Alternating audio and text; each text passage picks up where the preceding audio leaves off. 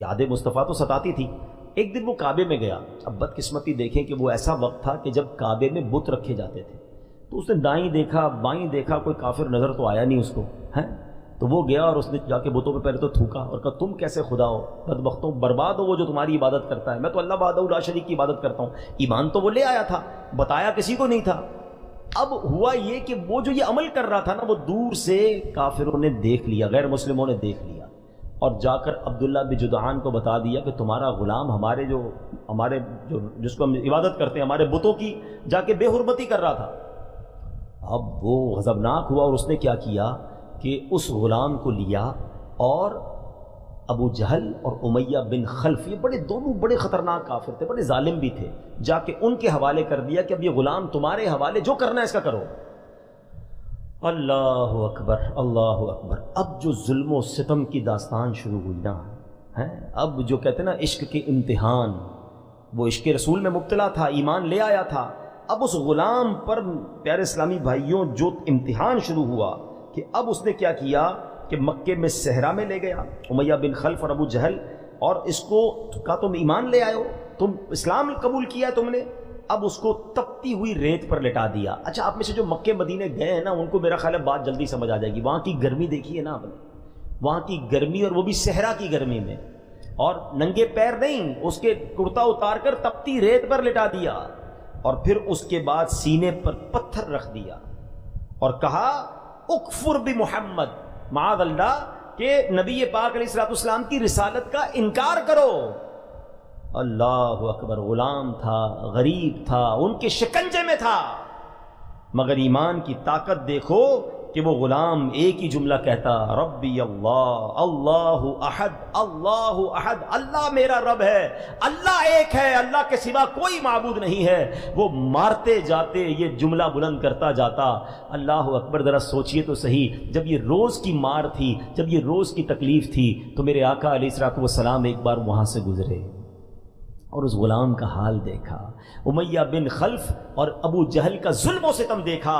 اللہ کے حبیب علیہ الصلوۃ والسلام جب اس کے قریب سے گزرے، حالانکہ آپ تو وہ ہیں کہ امت کو تکلیف میں دیکھ کر آپ کو گرا گزرتا ہے، عزیز علیہ ما عنتم، قرآن کہتا ہے کہ وہ نبی جن پر تمہارا مشقت میں پڑنا بہت بھاری گزرتا ہے۔ جب آقا علیہ الصلوۃ والسلام اس کے قریب سے گزرے، آنکھوں میں آنسو آ گئے، نبی پاک کے دل پر کیسا غم طاری ہوا ہوگا۔ اللہ اکبر۔ اب یہ ماجرا دیکھ لیا صدیق اکبر رضی اللہ، دنیا بھر کے مالداروں کی دولت ایک طرف اور صدیق اکبر رضی اللہ تعالیٰ عنہ کا ڈیسیشن ایک طرف۔ آپ جاتے امیہ بن خلف کے پاس، بولتے اس غلام کی کیا قیمت لوگے؟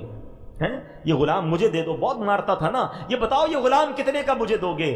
وہ امیہ کہتا ہے میں مثال دے رہا ہوں، آج کے دور کے حساب سے 10,000 روپوں کا دوں گا۔ کہا ٹھیک ہے، 10,000 میں ڈن ہوا۔ کہتا نہیں 20,000 میں دوں گا۔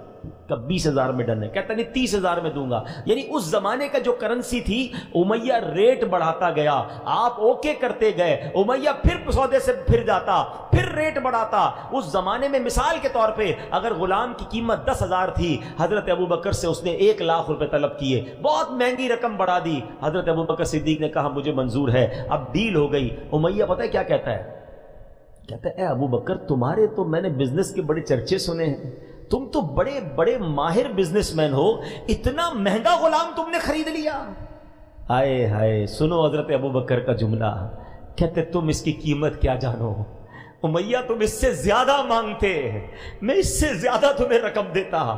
پیسے دیے، اس غلام کو اس ظلم سے چھڑایا، اور لے کر جب نبی پاک کے پاس آئے، خدا کی قسم میرے آقا کے دل کو جو خوشی ہوئی، میرے آقا اتنے خوش ہوئے۔ پتہ ہے نبی پاک نے کیا فرمایا؟ کہا اے ابو بکر، اس کو چھڑانے کے لیے جو رقم خرچ کی ہے، تھوڑے پیسے مجھ سے بھی لے لیتے، ابو بکر میرا مال بھی خرچ کر لیتے۔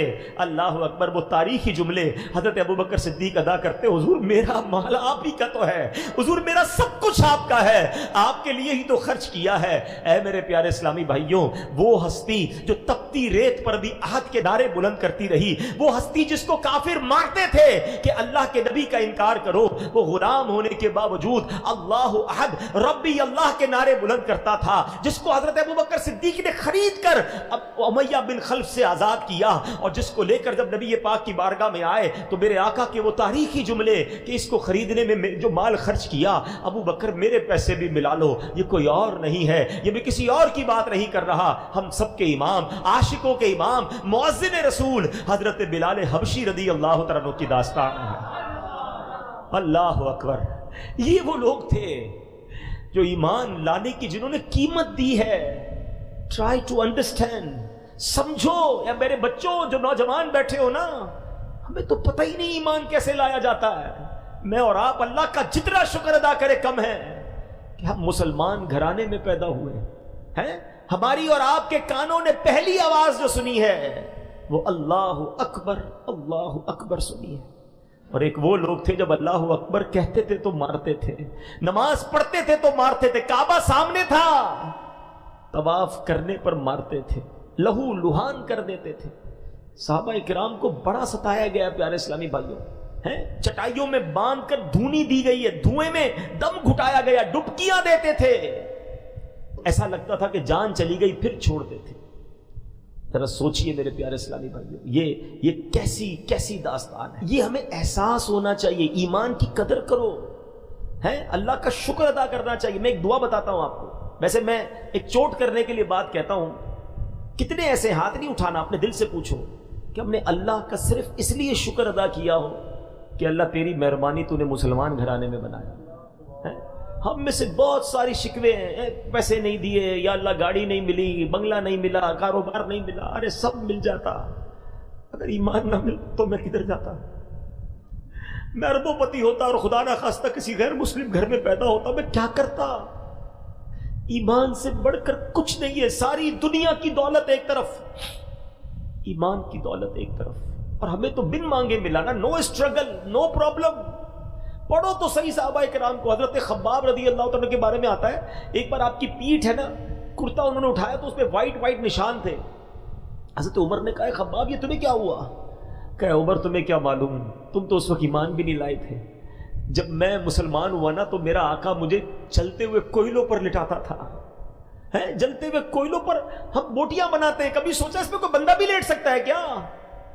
کہتے جلتے ہوئے کوئلوں پر مجھے لٹاتا تھا، اور اے عمر میری پیٹھ سے چربی پگھلتی تھی اور اس سے وہ کوئلے بجھ جایا کرتے تھے، مگر پھر بھی میں رب کا نام لیتا تھا۔ حضرت عمر کہتے ہیں خباب یہ پیٹھ لاؤ، میں اسے چومنا چاہتا ہوں، جو اسلام کی خاطر جلائی گئی ہے۔ کیا تکلیف ملی ہے مجھے اور آپ کو ایمان لانے پر؟ کیا پرابلم آئی ہے مجھے اور آپ کو ایمان لانے پر؟ مگر وہ مار کھا کر بھی نماز پڑھتے تھے، ہم اے سی میں اور پنکھوں میں بھی نماز نہیں پڑھتے ہیں۔ وہ قرآن پڑھتے تھے، آپ کو پتا ہے میرے آقا جب قرآن پڑھتے تھے کفار کیا کرتے تھے؟ اور لڑکے رکھے ہوئے تھے کہ نبی پاک قرآن پڑھے تو تم شور مچانا، تم تالیاں بجانا، تم یہ کہنا معاذ اللہ یہ جھوٹا ہے، اس کی بات نہ سنو۔ ان کو ڈر تھا کہ ان کی تلاوت لوگ سن لیں گے تو ایمان لے آئیں گے۔ قرآن اللہ کے حبیب پڑھتے تھے، وہ لوگوں کو سننے نہیں دیتے تھے۔ اگر آج ہمارے گھروں میں قرآن موجود ہے، ہم قرآن نہیں پڑھتے ہیں۔ We have to answer for those all things۔ کبھی کہیں تو جواب دینا پڑے گا نا کہ یار وہ لوگ مار کھا کر عبادت کرتے تھے اور ہمیں سب چیزیں میسر ہیں، مسجدیں ہماری گلیوں میں ہیں، اذانیں ہمارے پاس ہو رہی ہیں، مگر ہمارے پاس نماز پڑھنے کا ٹائم نہیں، مسجد میں جانے کا ٹائم نہیں، قرآن کھولنے کا ٹائم نہیں۔ پھر سب سے بڑی بات یہ کہ ایمان کی قدر تو کرو نا یار، اتنا آسانی سے مل گیا تو قدر ہی ختم ہو گئی۔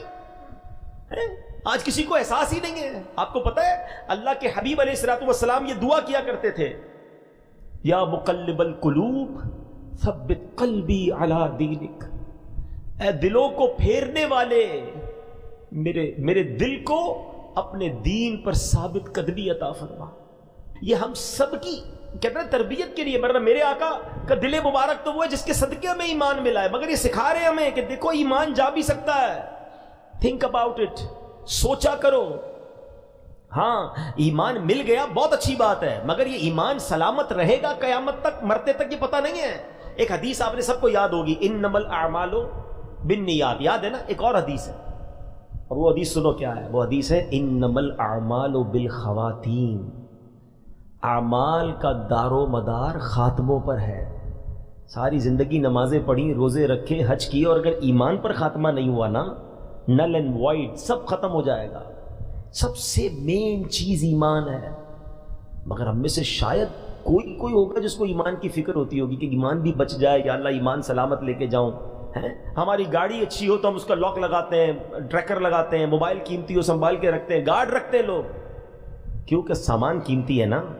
ایمان کی حفاظت، اس کی فکر، اس کے لیے دعا، اس کا کوئی طریقہ، کبھی پوچھا آپ نے کسی سے کہ یار ایمان جا سکتا ہے، کیسے اس کو سیکیور کیسے کروں؟ نو بڈی تھنک اباؤٹ اٹ، کوئی سوچتا بھی نہیں، نہ کوئی پوچھتا ہے۔ یاد رکھیے ایک بات، میں آپ کو ایک حدیث پاک سناتا ہوں۔